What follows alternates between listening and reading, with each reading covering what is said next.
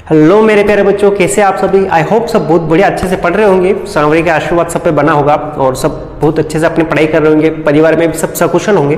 बेटा इस वीडियो में हम आप अपनी एक पोएम जो है कीपिंग क्वाइट, इसको पढ़ने वाले हैं। ये अपना सेकंड पोएम जो है उसके साथ में आई है। इसको पेब्लो नेरूदा जो है इन्होंने लिखने का काम किया है और बहुत ही शानदार पोएम है। नेचर से रिलेटेड पोएम है, इन्वायरमेंट से रिलेटेड पोएम है। इस पोएम को हम डिटेली समझने वाले हैं। सारे फिगर ऑफ स्पीच, इसका पोएटिक डिवाइस कहाँ पर कौन कौन सा यूज हुआ है, कौन से मीटर में इसको लिखा गया है, ये सारी चीजें हम डिस्कस करेंगे। साथ साथ में इसके अंदर आए जितने भी वर्ड हैं इनको मैं डिटेल में समझाने वाला हूं। इससे पहले अपनी पोएम माय मदर 66 इसको भी मैं समझा चुका हूं और दोनों चैप्टर जो है अपने लास्ट लेसन और लोस्ट स्प्रिंग, इन दोनों को भी मैं अच्छे तरीके से डिटेल एक्सप्लेनेशन के साथ में समझा चुका हूं। अगर आपने इन वीडियोस को नहीं देखा है तो पहले जाइए इन वीडियोस को देखिए, इस पूरी वीडियो को देखिए बेटा। इसमें आपको इस कीपिंग क्वाइट से रिलेटेड सारे ही डाउट जो है वो क्लियर हो जाएंगे। पूरी पोएम जो है एक ही बार में समझ में आ जाएगी। अगर वीडियो पसंद आता है तो लाइक, कमेंट, शेयर और सब्सक्राइब जरूर कीजिएगा और अपने दोस्तों के साथ में भी शेयर कीजिएगा, ताकि इस टाइप की वीडियोस जो मैं और बना सकूं और उन बच्चों की भी हेल्प हो पाए जिनको इनमें डाउट है। तो बिना टाइम वेस्ट किए इस वीडियो को हम शुरू करते हैं और देखते हैं इसकी पूरी स्टोरी को।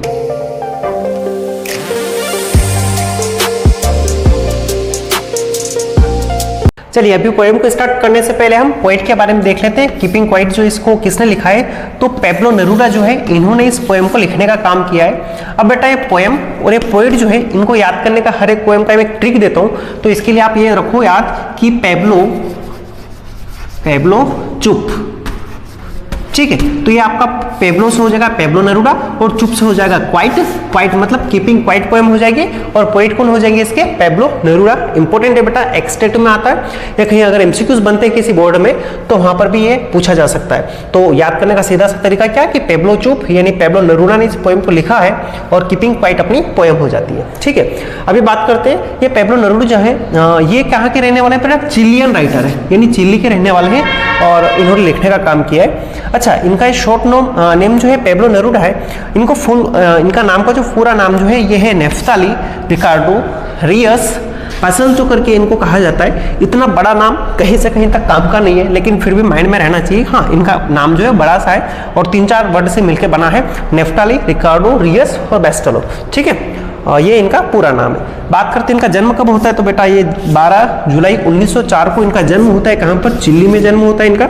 अच्छा, इन्होंने लिखा कहीं में बेटा, इंग्लिश में ही लिखा है, ठीक है। भाई बात करते हैं डेट, तो कब ये मरते हैं, तो 23 सितंबर 1973 को ये शांत हो जाते हैं, मर जाते हैं। अच्छा, ये फेमस क्यों बेटा, तो इनका लिटरेचर में बहुत बड़ा कंट्रीब्यूशन है और इनको है ना लिटरेचर का नोबेल प्राइज है ना, सबसे प्रेस्टिजियस प्राइज जो होता है ये इनको मिला है, नोबेल प्राइज मिला है लिटरेचर का इनको 1971 में। कब, 1971। कब मरे थे, 1973 में ये मरे हैं। इससे 2 साल पहले ही इनको क्या मिल जाता है बेटा, नोबेल प्राइज मिल जाता है।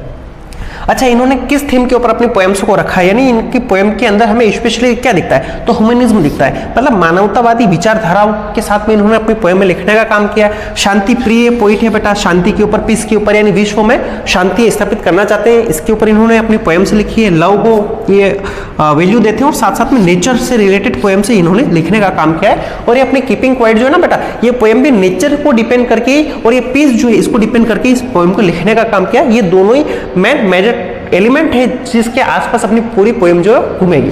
तो इन थीम के ऊपर इन्होंने स्पेशली अपनी पोएम को रखने का काम किया है। बहुत ही फेमस, बहुत ही ट्रेमेंडस पर्सनालिटी है बेटा इंग्लिश लिटरेचर के अंदर और बहुत सारी जगह इनके वर्क को जो है वो प्रिस्क्राइब किए जाते हैं, दिए जाते हैं सिलेबस के अंदर। तो बहुत अच्छी पोएम हम इस पर पढ़ने वाले हैं अपनी कीपिंग क्वाइट को। अब आगे देखते हैं इस पोएम के बारे में। बात करते हैं पोएम की, तो ये पोएम जो बेटा ना फ्री वर्स में लिखी गई है। फ्री वर्स वो होता है जिसमें ना ही अपना राइम स्कीम होता है, ना ही कोई मीट्रिक पैटर्न होता है। मीट्रिक पैटर्न मतलब लाइनें जो होती है वो सेम मीट्रिक पैटर्न में लिखी जाती है, मतलब कितने उसके अंदर सिलेबल जो होते हैं वो फिक्स होते हैं। जैसे 8 सिलेबल है, 7 सिलेबल है, 5 सिलेबल है। ये सिलेबल क्या होता है, अगर आपको समझ में नहीं आ रहा है तो बेटा जो वर्ड होता है ना वो सिलेबल डिवाइड से होता है। और मैंने एक सिलेबल डिवाइड के ऊपर वीडियो भी बना रखा है जिसमें मैंने आपको इंग्लिश पढ़ाना सिखाया था, वहां पर से आप आइडिया ले सकते हैं कि सिलेबल क्या होता है। तो सिलेबल के ऊपर डिपेंड करता है सिलेबिक पैटर्न, मतलब एक जैसी लाइन है, सेम लाइन है, एक साइज, जितना साइज पहली लाइन का होता है उतनी साइज की सेकंड लाइन भी होती है, थर्ड लाइन भी होती है, उतनी उसके अंदर सिलेबल भी होते हैं। उसको बोलते हैं मीट्रिक पैटर्न। तो ना तो इसमें मीट्रिक पैटर्न है, ना ही इसका कोई राइम स्कीम है, इसलिए उसको बोला जाता है फ्री वर्स। ठीक है, अच्छा बात करते हैं कितने स्टेंजा इसके अंदर। तो बेटा 8 स्टेंजा इस पोएम के अंदर है। टोटली ओवरऑल कितने स्टेंजा है? 8 स्टेंजा। और ये 8 स्टेंजा जो ना वो डिफरेंट लाइंस में लिखे गए हैं। कोई 2 लाइन का स्टेंजा है, कोई 3 लाइन का स्टेंजा है, कोई 4 लाइन का है, कोई 6 लाइन का है, कोई 7 लाइन का है। ऐसे अलग अलग स्टेंजा पैटर्न इसने यूज कर रखे हैं पोएम के अंदर। वही बात करते हैं इस पोएम का मेन थीम क्या है बेटा, किस विषय वस्तु को इस पोएम में बताया गया है, समझाया गया है। तो सबसे पहला सबसे मेजर जो है वो है बेटा पीस। यानी इस विश्व के ऊपर, इस पूरे संपूर्ण संसार जो है, पूरा विश्व जो है, सारे देश जो है, इनके अंदर क्या हो बेटा, पीस कायम हो। सबसे मेजर थीम इसका यह है। इसके बाद बात करिए इन्होंने यूनिटी की, यानी हम सबके बीच में क्या हो, भाईचारा हो, एकता हो, इसके बारे में बताया गया। एक और लिखा बेटा सेल्फ अवेयरनेस, यानी हम क्या करें, अपने खुद के बारे में सोचें, हम क्या हैं, क्या करना चाहते हैं, क्या करने वाले हैं, क्या करेंगे, इन सारी चीजों को देखें। और एक इंट्रोस्पेक्शन, यानी वही आत्मनिरीक्षण हम करें कि हमने अभी तक क्या किया है, इसका क्या परिणाम रहा है और हमें क्या करना चाहिए, क्या नहीं करना चाहिए। अभी थोड़ा सा बात कर लेते हैं कीपिंग क्वाइट। ये पोएम जो है ना, ये हमें चुप रहने के लिए, मौन रहने के लिए, शांत रहने के लिए, कुछ भी नहीं करने के लिए बोल रही है। इस पोएम को जो बताया है इसके अंदर वो ये है कि हम क्या करें, कुछ समय के लिए शांत रह जाएं, मौन रह जाएं, अपनी सारी एक्टिविटीज को बंद कर दें। तो क्या होगा, इस संसार पे बहुत बड़ा परिवर्तन आएगा। जो क्या होगा, एक एक्सोटिक मूवमेंट होगा, एक अद्भुत क्षण होगा, एक ऐसा विलक्षण क्षण होगा जिसको हम कल्पना ही नहीं कर सकते। ये इस पोएम के अंदर बताया गया। अब चलते हैं पोएम की लाइन से लाइन एक्सप्लेनेशन के ऊपर। सारी लाइनें मैं आपको एक्सप्लेन करूंगा, कहां पर क्या क्या चीजें हैं, इन सबको मैं डिटेल में आपको समझाने वाला हूं। चलिए बेटा, यहां पर हम अपना फर्स्ट स्टेंजा इसको देखते हैं कि now we will count to 12। Now यानी अब हम क्या करेंगे बेटा, 12 काउंट करेंगे। अब ये 12 क्या है बेटा, 12 यानी एक समय बताया गया है। देखो हमारा समय जो है वो 12-12 घंटे में डिवाइड है। यानी जैसे 12 घंटे होते हैं, 1 2 3 4 5 6 7 8 9 10 11 12, जैसे 12 बजती है उसके बाद की बात कर रहा है। या फिर बात करते हैं वर्ष के अंदर, तो जैसे ही अपने सारे 12 महीने जो होते हैं ना, जनवरी फरवरी मार्च अप्रैल, इन सारों फिनिश होने के बाद का ये समय बता रहा है। 12 का सेंस यहाँ पर समय से रिलेटेड है। तो जैसे 12 वो काउंट करेगा, यानी किसकी बात करें, पोइट और हम सब मिलकर क्या करेंगे, मिलकर हम क्या करेंगे, 12 तक काउंट करेंगे। इसके बाद क्या करना, and we will all keep still, और हम सब क्या हो जाएंगे, स्थिर हो जाएंगे। फिर से देखना कि now we count, we will count to 12, हम क्या करेंगे 12 तक मिलके एक साथ काउंट करेंगे, सब एक साथ काउंट करेंगे। And we will all keep still, और हम सब क्या हो जाएंगे, स्थिर हो जाएंगे। स्थिर हो जाएंगे मतलब सारी एक्टिविटीज को बंद कर देंगे, कुछ भी नहीं करना है, ना बोलना है ना कुछ करना है, सब स्थिर हो जाएंगे, शांत हो जाएंगे, मौन हो जाएंगे, स्तब्ध हो जाएंगे। ऐसा कवि बोल रहा है। तो क्या होगा, उसके बाद क्या होगा देखना, सेकेंड स्टेंजा लिखा है फॉर वंस, यानी केवल एक बार के लिए, on the face of the earth, यानी इस अर्थ के ऊपर, on the face of the earth मतलब इस पूरी पृथ्वी जो है, इस पूरी सृष्टि जो है, इस पूरी सृष्टि के ऊपर क्या होगा, let's not speak in any language, यानी किसी भी लैंग्वेज में हमें नहीं बोलना है। चाहे आप कौन सी भी लैंग्वेज को यूज कर रहे हो, चाहे कौन से भी एरिया में आप रह रहे हो, चाहे कौन से भी कंट्री में आप रह रहे हो, आपको किसी भी लैंग्वेज को यूज नहीं करना है, बिल्कुल भी आपको नहीं बोलना है। लेट्स स्टॉप फॉर 1 सेकेंड, केवल कितने समय के लिए, ज्यादा समय के लिए पोएट नहीं बोल रहा है, केवल और केवल 1 सेकेंड के लिए आप रुक जाइए। And not move our arms so much, और ना ही देखो, ना तो आपको किसी लैंग्वेज में बोलना है, सिर्फ 1 सेकेंड के लिए आपको रुकना है, और हमें अपने आर्म्स जो है इनको भी मूव नहीं करवाना है, बिल्कुल कोई एक्टिविटी हमें नहीं करना है। तब क्या होगा, ऐसा वो कवि बोलने का काम कर रहा है। देखो एक बार फिर से इस सारी लाइनों को समझने का काम करते हैं। पोएट पहले स्टेंजा में पहले आह्वान कर रहा है सब लोगों से कि हम सब मिलकर क्या करेंगे, 12 तक काउंट करेंगे, यानी सबका एक जैसा समय 12 तक गिनेंगे। इसके बाद हम सब क्या हो जाएंगे, स्थिर हो जाएंगे, शांत हो जाएंगे, मौन हो जाएंगे।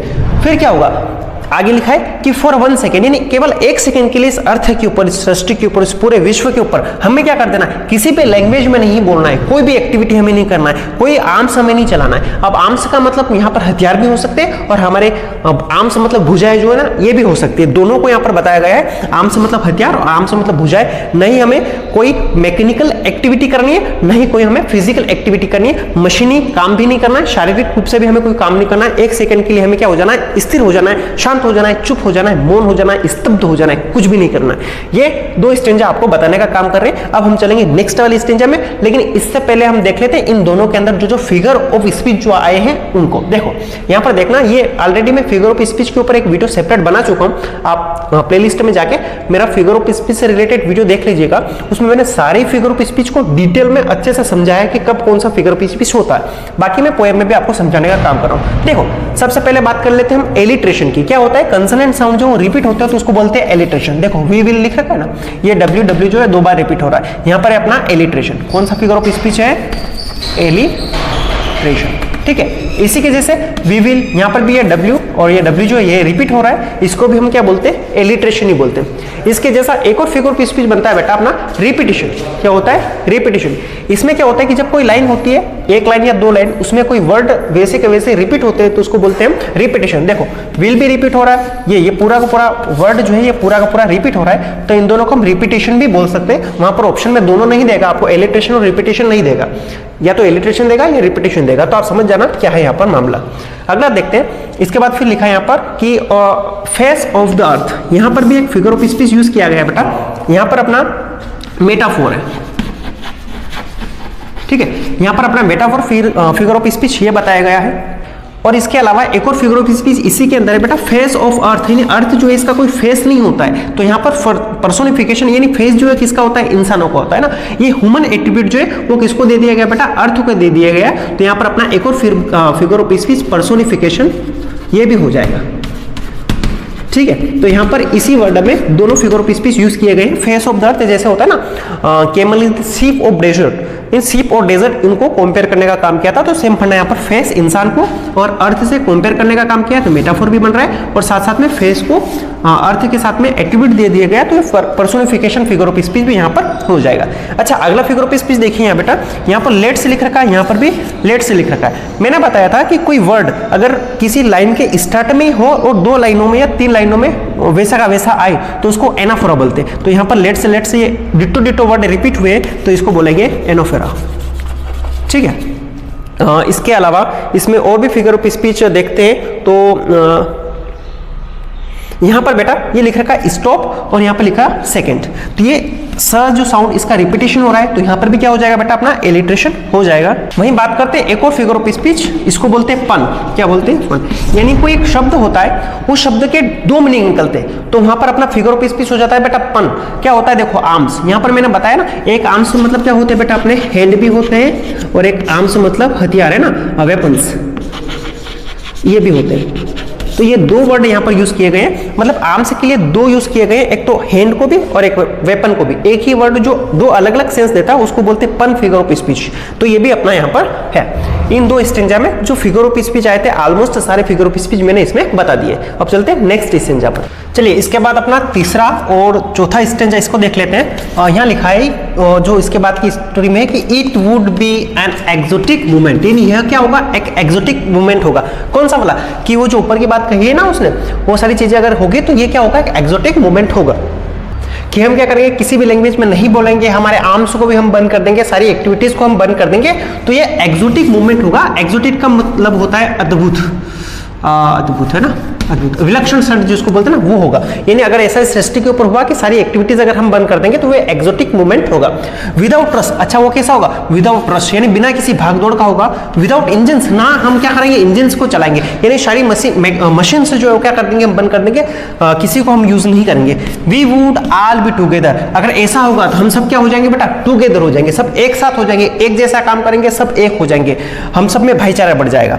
इन अ सडन स्ट्रेंजनेस, और क्या आ जाएगी, एक सडन स्ट्रेंजनेस इस अर्थ के ऊपर आ जाएगी, इस फेस के ऊपर आ जाएगी, इस अर्थ के फेस के ऊपर। यहां पर फुल स्टॉप आ गया, ये पैरा अपना स्टेंजा जो है खत्म हो जाता है। ये आपको समझ में आ गया। एक बार इसको फिर से देख लेते हैं कि अगर हम क्या कर देंगे, किसी भी लैंग्वेज में अगर हम नहीं बोलेंगे, सारी एक्टिविटीज को हम अगर बंद कर देंगे, तो ये क्या होगा, it would be an exotic movement. ये क्या हो जाएगा, एक एक्सोटिक मूवमेंट होगा, एक अद्भुत विलक्षण क्षण होगा अपना। विदाउट रश यानी किसके, बिना रश के, बिना भागदौड़ के। विदाउट इंजन यानी बिना इंजन के कोई भी एक्टिविटीज नहीं करेंगे, कोई मशीन यूज नहीं करेंगे, कोई भी हथियारों को वगैरह वगैरह किसी भी चीज को हम यूज नहीं करेंगे। We would all be together, हम सबके सब क्या हो जाएंगे बेटा, टुगेदर हो जाएंगे, एक साथ हो जाएंगे, भाईचारा हम में बढ़ जाएगा, आपसी संतुलन बन जाएगा, यूनिटी हमारे अंदर आ जाएगी। इन सडन स्ट्रेंजनेस, और अचानक से क्या आ जाएगी, एक स्ट्रेंजनेस इस पूरी यूनिवर्स के ऊपर, इस पूरी सृष्टि के ऊपर आ जाएगी। फिर बात करते हैं पैरा फोर्थ स्टेंजा अपना चौथा इसकी। अच्छा अगर ऐसा कुछ होगा तो फिर क्या होगा, यानी सारी एक्टिविटीज अगर होगी तो क्या होगा, फिशरमैन इन द कोल्ड सी, यानी कोल्ड सी जो है वो दूर समुद्र, जो ठंडा समुद्र है, जो दूर का समुद्र है ना, उस समुद्र के अंदर क्या होगा, वुड नॉट हार्म वेल्स, यानी कौन, ये फिशरमैन जो है, फिशरमैन मतलब मछली पकड़ने वाले जो लोग होते हैं, वो भी उस कोल्ड समुद्र के अंदर क्या करेंगे, वेल्स मछलियां जो है इनको हार्म्स पहुंचाना बंद कर देंगे, इनको मारना बंद कर देंगे, इनका शिकार करना बंद कर देंगे, यानी प्रकृति के प्रति ये प्रेम जो है इसको व्यक्त करने का काम कर रहे हैं। And the man gathering salt, और वो व्यक्ति जो क्या कर रहा है बेटा, दूर कहीं साल्ट गैदर करने का काम कर रहा है, यानी नमक जो है उसको इकट्ठा करने का काम कर रहा है। नमक का काम जो करने वाले लोग हैं वो would look at his hurt hand, वो भी क्या कर पाएंगे अपने हर्ट, वो लोग भी क्या कर पाएंगे अपने हर्ट हैंड्स जो है, यानी जब नमक गैदरिंग करने का काम करते हैं ना तो नमक के कारण हाथ क्या हो जाते हैं, कट जाते हैं, हाथों में जख्म लग जाते हैं। तो जब वो लोग भी अगर कुछ समय के लिए रुकेंगे ना तो जख्मे हाथों को देख पाएंगे, उनको रिकवर कर पाएंगे, उनको हील कर पाएंगे। ये पोएट का कहने का मतलब है, यानी अगर हम कुछ समय के लिए अगर रुकेंगे ना तो वेल्स मछलियों को मारने वाले जो मछुआरे ये भी मछलियों को नहीं मारेंगे, और जो साल्ट गैदरिंग मैन जो है वो भी क्या करेंगे अपने हर्ट्स हैंड को हील कर पाएंगे। यानी क्या होगा, प्रकृति के अंदर क्या होगा, एक नया शुरुआत होगा, मतलब कुछ अच्छा ही इसके अंदर आएगी, यानी हम एनिमल्स को भी किल करना बंद करेंगे और अपने खुद के बारे में हम क्या करेंगे सोचेंगे। तो इस टाइप से अपनी ये जो पोएम की दोनों स्ट्रेंचर्स जो इनको मैंने समझा दिया है। अब देखते हैं इसके अंदर जो यूज किए गए फिगर ऑफ स्पीच जो है इनके बारे में। तो यहाँ पर कुछ common figure of speech use हुए हैं बेटा। देखो सबसे पहले एलिट्रेशन होता है, उसमें क्या होता है बेटा कि अपने कंसोनेंट साउंड जो है उसका क्या होता है, रिपीटेशन होता है, उसको बोलते हैं एलिट्रेशन। तो देखो विदाउट और विदाउट, यहाँ पर डब्ल्यू साउंड जो क्या हो रहा है, रिपीट हो रहा है, ये डब्ल्यू डब्ल्यू दोनों बार आया है, तो इसको बोलेंगे हम एलिट्रेशन। यहाँ पर ये इस लाइन के अंदर एलिट्रेशन अपना फिगर ऑफ स्पीच यूज हुआ है। अच्छा और कहाँ हुआ बेटा ऐसा, तो देखो यहाँ सडन और ये स्ट्रेंजनेस, यहाँ पर भी एस एस का साउंड जो क्या हुआ है, रिपीट हुआ है, इसलिए इसको भी हम क्या बोलेंगे, एलिट्रेशन फिगर ऑफ स्पीच बोलेंगे। अच्छा इसके अलावा और कहीं पर हुआ है क्या बेटा, तो यहाँ पर देखते हैं कि यहाँ पर डब्ल्यू वुड और यहाँ पर वेल्स, इसमें भी डब्ल्यू साउंड का रिपीटेशन हो रहा है, इसलिए हम क्या इसको बोल सकते हैं, अपना एलिट्रेशन फिगर ऑफ स्पीच बोल सकते हैं। अच्छा इसके अलावा और फिगर ऑफ स्पीच में देखते हैं बेटा, तो ये देखो ये पूरा का पूरा वर्ड विदाउट और यहाँ पर भी लिखा हुआ विदाउट, यानी किसी पोएम की लाइन में कोई वर्ड जो है वो दो बार रिपीट होता है तो उसको बोलते हैं रिपीटेशन। क्या बोलते हैं, रिपीटेशन। अगर शुरुआत में रिपीट होता है तो उसको एनाफोरा बोलते हैं, और लाइन के बीच में कहीं रिपीट होता है तो उसको रिपीटेशन बोलते हैं। तो ये विदाउट विदाउट करके यहाँ पर अपना repetition figure of speech use हुआ है। वहीं बात करते हैं इसके अलावा और फिगर ऑफ स्पीच का, तो और तो रिपीटेशन का सेंटेंस एग्जांपल तो इसमें और कहीं नहीं दिखाई दे रहा है, कोई वर्ड रिपीट हो रहा है। अच्छा यहाँ पर देखा सडन स्ट्रेंजनेस, ये पूरा statement in a sudden strangeness, यहाँ पर अपना एलिट्रेशन तो है ही सही, साथ साथ में यहाँ पर ट्रांसपोर्ट एपिथेट जो है ये फिगर ऑफ स्पीच भी यहाँ पर यूज हुआ है। सडन स्ट्रेंजनेस बता करके स्ट्रेंजनेस को इसने क्या कर दिया, सडन बता दिया। ये ऐसे वर्ड जहाँ पर क्या होता है कि एडजेक्ट जो किसी वर्ड की क्वालिटी बताने का काम करता है, फिगर ऑफ स्पीच में मैंने आपको समझा है, तो ये अपना एपिथेट हो जाएगा, transfer epithet figure of speech. अच्छा इसके बाद ये वाला लाइन जो है फिशरमैन इन द कोल्ड सी, यहाँ पर भी बेटा एक फिगर ऑफ स्पीच यूज हुआ है, इसको बोलते हैं इमेजरी। क्या बोलते हैं, इमेजरी। यानी क्या होता है कोई शब्द अगर हम पढ़ते हैं तो उसके द्वारा हमारे माइंड में एक इमेज क्रिएट होती है, उसको बोलते हैं इमेजरी। तो यहाँ पर हम कोल्ड सी को पढ़ते हैं ना तो हमारे माइंड में एक समुद्र का सीन और जो कोल्डनेस का सीन जो हमारे माइंड में आ जाता है, तो इसको कहा गया अपना इमेजरी फिगर ऑफ स्पीच। तो इस टाइप से इन लाइनों के अंदर अपने फिगर ऑफ स्पीच जो इसको यूज किया है। इसके अलावा शायद तक कोई इसमें फिगर ऑफ स्पीच यूज हुआ होगा। अब चलते हैं नेक्स्ट स्टेंजास पर, पांचवा और छठा स्टेंजा इसका देखते हैं।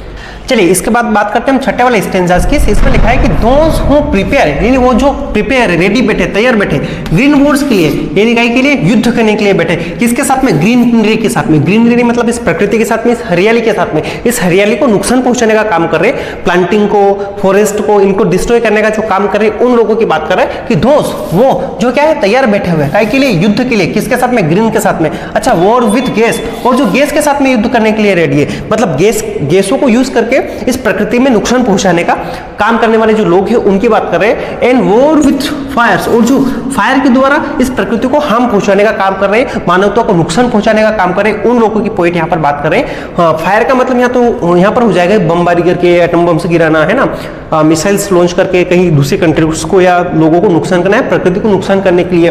या फिर गैस मतलब वही कि केमिकल रिसाव के द्वारा या केमिकल का यूज करके लोगों को नुकसान पहुंचाने का काम कर रहे हैं। या फिर वही कि ग्रीनरीज के द्वारा लोगों को मतलब ग्रीनरीज को हार्म करने का काम कर रहे हैं। तो उन सब लोगों की यहाँ पर पॉइंट बात कर रहे हैं कि ये सब युद्ध के लिए प्रिपेयर है, ये युद्ध तो करेंगे। अच्छा ये जीत भी जाएंगे, विक्ट्री भी हो जाएगा, इनका विजय भी हो जाएगा इन कामों में, विथ नो सर्वाइवर, यानी अगर विक्ट्री तो होगा लेकिन सर्वाइवर नहीं होगा, वहां पर जीवन संभव नहीं हो पाएगा, ना कोई उसको एंजॉय करने के लिए बचेगा, कोई उनका साथ देने के लिए नहीं बचेगा। ये सारे काम तो ये करेंगे, युद्ध का काम तो करेंगे, प्रकृति को नुकसान पहुंचाने का ये काम करेंगे, लेकिन इनको सपोर्ट करने के लिए, इनको एंजॉय करने के लिए, सर्वाइवर करने वाला कोई यहाँ पर फिर नहीं रहेगा। आगे लिखा would put on clean clothes, तो क्या करें फिर, क्या करें हम, क्लीन क्लोथ्स को पहन ले। अब क्लीन क्लोथ्स का मतलब यहाँ पर साफ सुथरे कपड़े धुले हुए पहनने का सेंस नहीं है, यहाँ पर क्लीन क्लोथ का मतलब है आत्मशुद्धि, यानी हम क्या करें, क्लीन क्लोथ पहने। क्लीन क्लोथ मतलब पहने का सेंस मतलब कि हम अपने आप से क्या बने, अपने आप को निखारे, अपने आप को सुंदर बनाए। सुंदर मतलब अपने गुणों को निखारे, अपने गुणों में शुद्धता लाए, पवित्रता लाए। ये इसका कहने का सेंस है कि क्लीन क्लॉथ हम पहन ले, मतलब हम अपने व्यवहार में, अपने चरित्र में क्या करें, सुधार लाए, परिवर्तन लाने का काम करें। पुट ऑन क्लीन क्लॉथ से मतलब हम अपने अंदर बदलाव लाए, अच्छाइयों को लाए।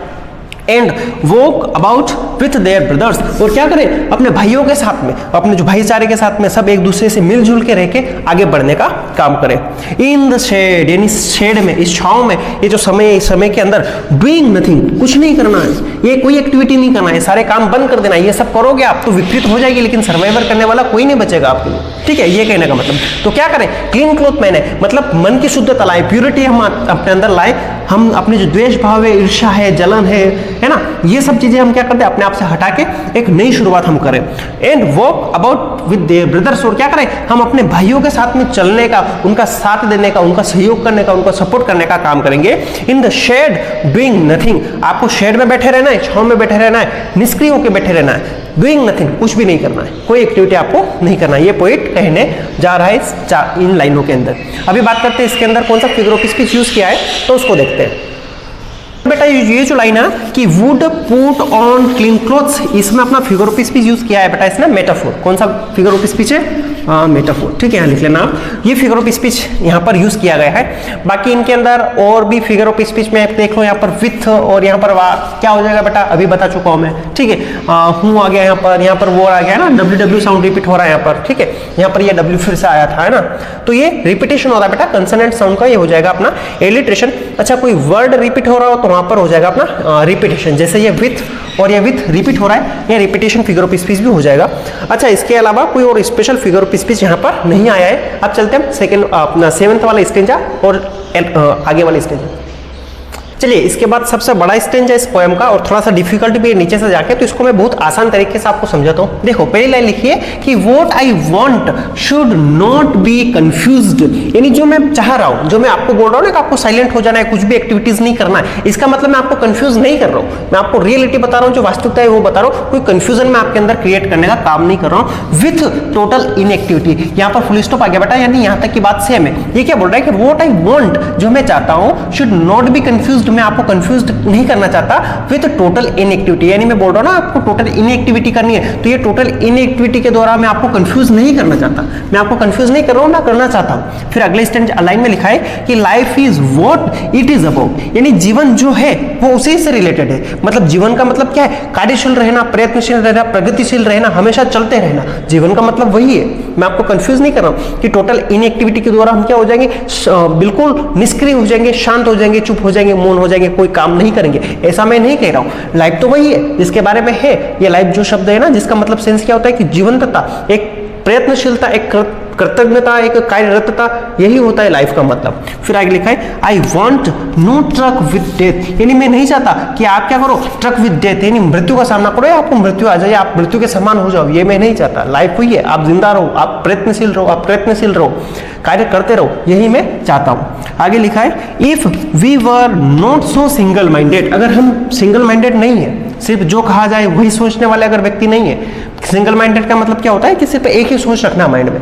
मैंने बोल दिया कि चुप रहो तो आप सब चुप बैठे रहोगे, इसको बोला जाता है सिंगल माइंडेड। लेकिन मैंने कहा चुप रहो, आप चुप रहने के अलावा भी कुछ एक्टिविटीज कर रहे हो, तो उसको बोलेंगे कुछ क्रिएटिविटी उसके अंदर है। अगर मैंने बोला चुप रहो तो आप चुप ही बैठे हो, आप मतलब सिंगल माइंडेड हो, ये वाला कहना।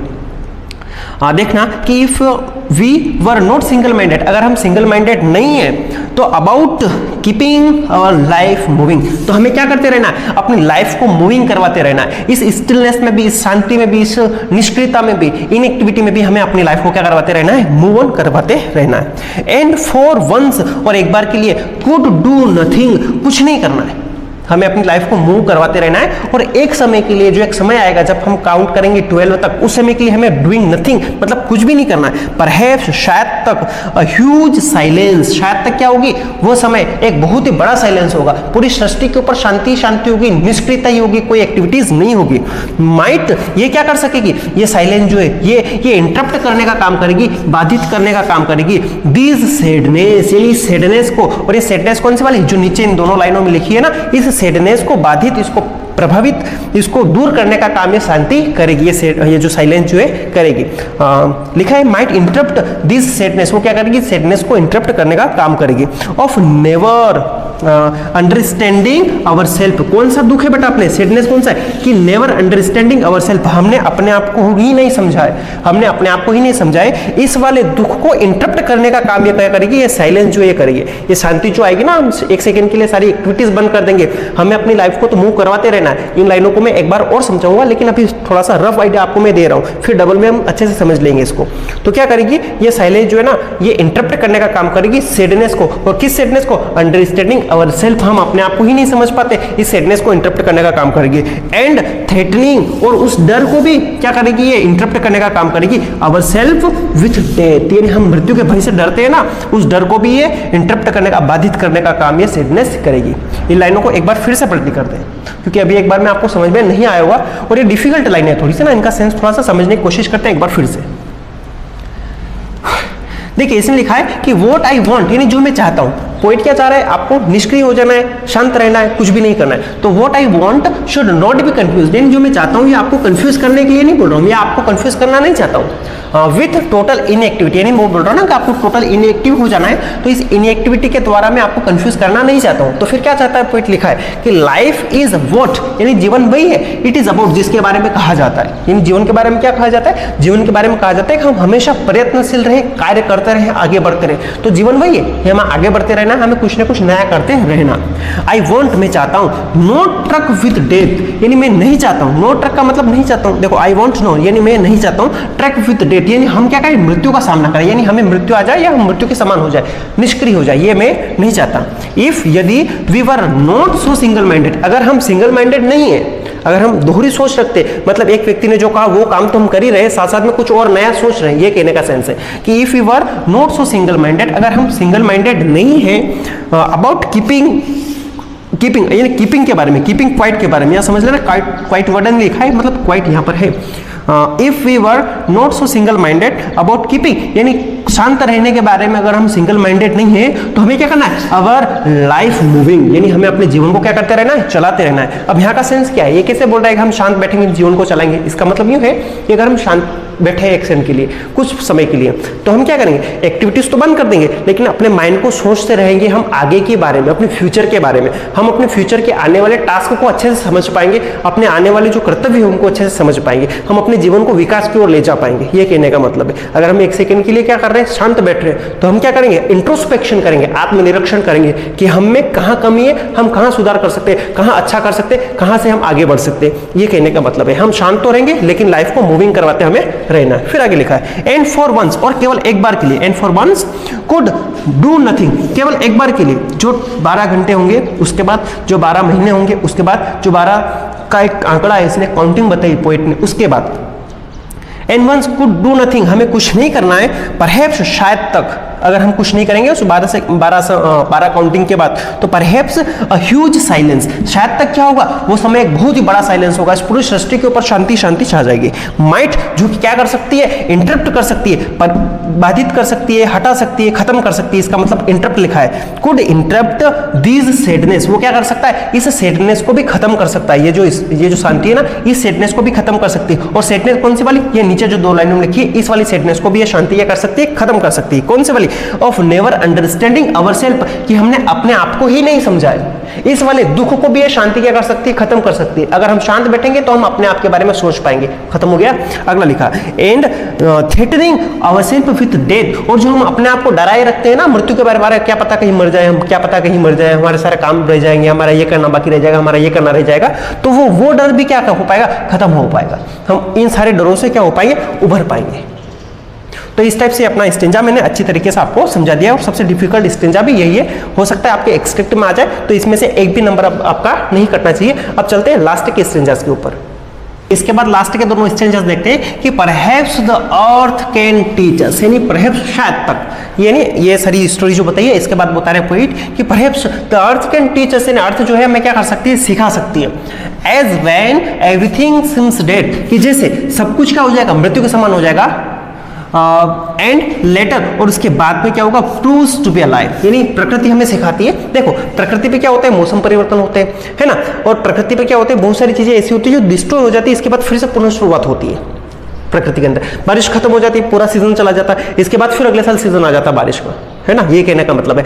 बहुत सारी ऐसी चीजें जो क्या होती है प्रकृति में चलती रहती है, एक सर्कल, सिस्टमेटिक सर्कल से चलती रहती है। ये कहने का मतलब है कि परहैप्स, शायद ये अर्थ हमें क्या कर रही है, सिखा रही है कि व्हेन एवरीथिंग सीम्स डेड, कि जब क्या सब मृत्यु के समान हो जाता है, मतलब सब खत्म हो जाता है, एंड लेटर, और फिर बाद में क्या हो जाता है, प्रूव्स टू बी अलाइव, कि वो सारी चीजें क्या हो जाती है, फिर से अलाइव हो जाती है, फिर से जन्म उनका हो जाता है। ये कहने का मतलब है ऐसे ही हम क्या करेंगे, कुछ समय के लिए शांत हो जाएंगे, मौन हो जाएंगे, बिल्कुल मृत्यु के समान हो जाएंगे, लेकिन हम क्या करेंगे, हम नई शुरुआत करते रहेंगे, नया सीखते रहेंगे, नया कुछ अचीव करते रहेंगे, और फिर से हमारी एक नई शुरुआत होगी जो क्या होगी, पहले से बहुत ज्यादा भव्य होगी। ये कहने का मतलब है। अब पोएम खत्म हो रही है। Now I will count to 12। अब मैं क्या करूंगा, मैं 12 तक काउंट करूंगा, मैं 12 तक काउंट करूंगा, एंड यू कीप क्वाइट, और आप सबको क्या हो जाना है, शांत हो जाना है, आपको भी हो जाना है। आई विल गो, और मैं यहां से क्या हो जाऊंगा, चला जाऊंगा, ठीक है। ये पोइट बोल रहा है, यहां पर क्या कहा कोई भी नहीं कि अब मैं क्या करूंगा, मैं 12 तक काउंट करूंगा, आप सबको क्या हो जाना है, शांत हो जाना है, और मैं यहां से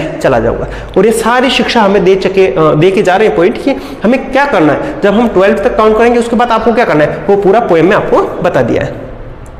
इसके फिगर ऑफ स्पीच की बात कर ले, फिर थोड़ा सा डिस्कस करेंगे। देखो इसके अंदर यहाँ पर फिगर ऑफ स्पीच लिखा है कि अर्थ कैन टीच अस, ये वाली बात है ना, यहाँ पर एक फिगर ऑफ स्पीच यूज हुआ बेटा, यहाँ लिखा अर्थ जो है वो हमें सिखा सकती है। टीच करना मतलब सिखाना, पढ़ाना। अब ये पढ़ाने का काम कौन करते हैं, टीचर मेरे जैसे है ना, आ जाते है ना पढ़ाने के लिए, तो ऐसे ये टीचिंग का काम किसको बता दिया गया, अर्थ को। अर्थ इंसान है क्या, नहीं है, यानी ये ह्यूमन एट्रीब्यूट जो अर्थ को दे दिया गया, वहां पर कौन सा फिगर ऑफ स्पीच होता है, चलो बताओ मेरे को कमेंट में ना, ठीक है आप कमेंट में बताओ, इतने मैं यहां बता देता हूं। इसको बोलते हैं पर्सोनिफिकेशन, ठीक है। तो ये अपना पर्सोनिफिकेशन फिगर ऑफ स्पीच यहाँ पर हो जाएगा।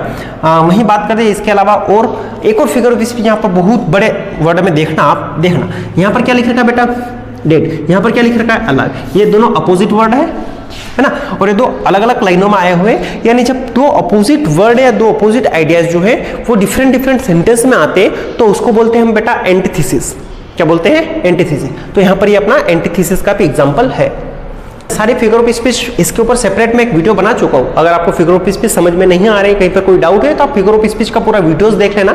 इसके बावजूद भी अगर कोई डाउट रह जाता है तो वही फिगर ऑफ स्पीच वाले वीडियो में मेरे को कमेंट में डाल देना कि सर ये वाला फिगर ऑफ स्पीच इसको थोड़ा अच्छा समझा दीजिए, ऐसे एग्जाम्पल बता देना, या कोई फिगर ऑफ स्पीच उसमें रह गया हो बाकी तो उसको भी आप मेरे को बता देना, मैं उसके ऊपर सेपरेट एक और वीडियो बना दूंगा।